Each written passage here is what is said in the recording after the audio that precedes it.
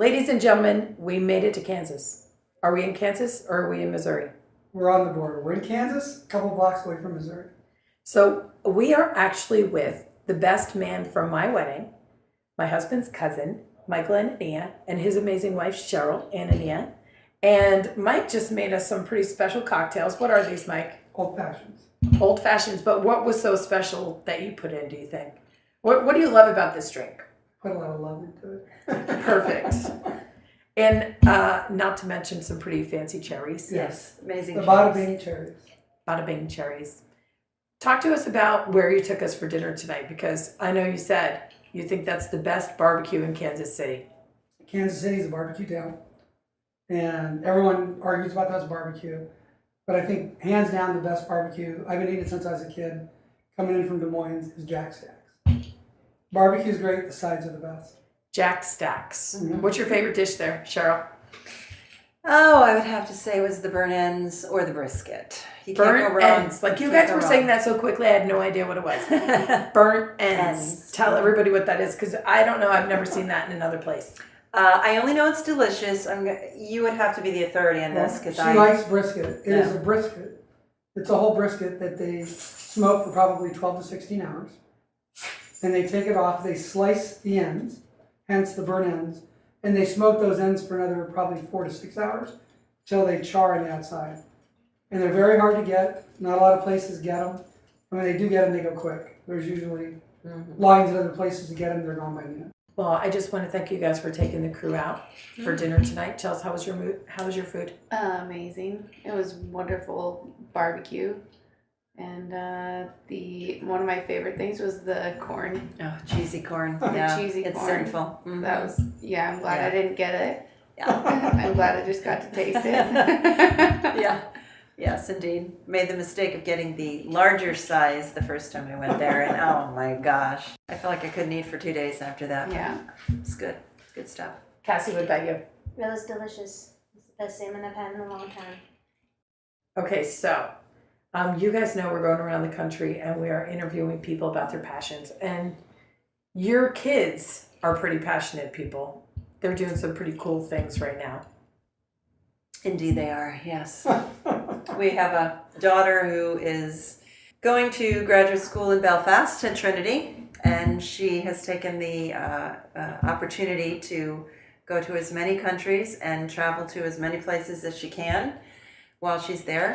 She's been to London, France, Iceland, Romania. She's on her way to Cape Town, South Africa today. she did Awesome. with the sled dogs in Helsinki. She's been to Switzerland, Sweden, Denmark, Portugal. Norway, We Portugal. think she's been to 25 countries. Yeah, she's been all over the place. Absolutely. That's Jerusalem. amazing. Yeah, Just in went to Jerusalem. Jerusalem, just good. Looks good. And she's always been like a talker, very social, really brave, courageous, Yeah.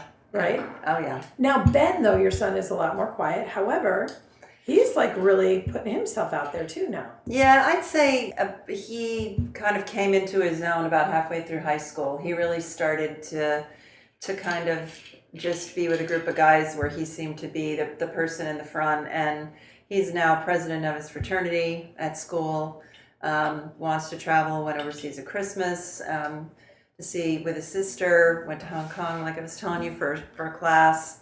He's not far behind his sister, I think, in terms of wanting to travel. So I think they're both pretty adventurous, independent folks. What do you think your best advice would be? And I'm going to ask you each this. What would your best advice be for parents to inspire their kids to live their passions and to kind of get out of those comfort zones?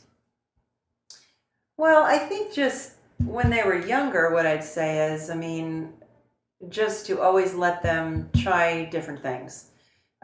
With the understanding that if they didn't like it, they didn't have to keep doing it. But if they wanted to try sport, if they wanted to try theater, Jessie tried a number of things and just, wasn't finding what she wanted. And so she kept trying different things.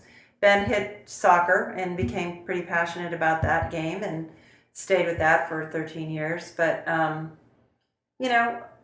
we always just told them they could do it. Try it, you don't like it. but don't be scared to try it. You know, it's good to try new things, and some things you're gonna like, some things you're not. But you don't ever want to be held back by being scared. They're really not scared much. What do you think, Mike? I always told them since they were able to walk and do whatever they were doing to just have fun and do your best in everything. Sports, academics, because if you're having fun, you'll like it. If you do your best, you can't put your head on your pillow at night and think I could have done better. That's what I was told. And whatever they wanted to do. So. Well, I just want to thank you guys for having us here for a couple of nights in Kansas City, and we really appreciate it. It's so good to see you both. You as well. Thank you. Cheers. Cheers. Cheers. Cheers, ladies.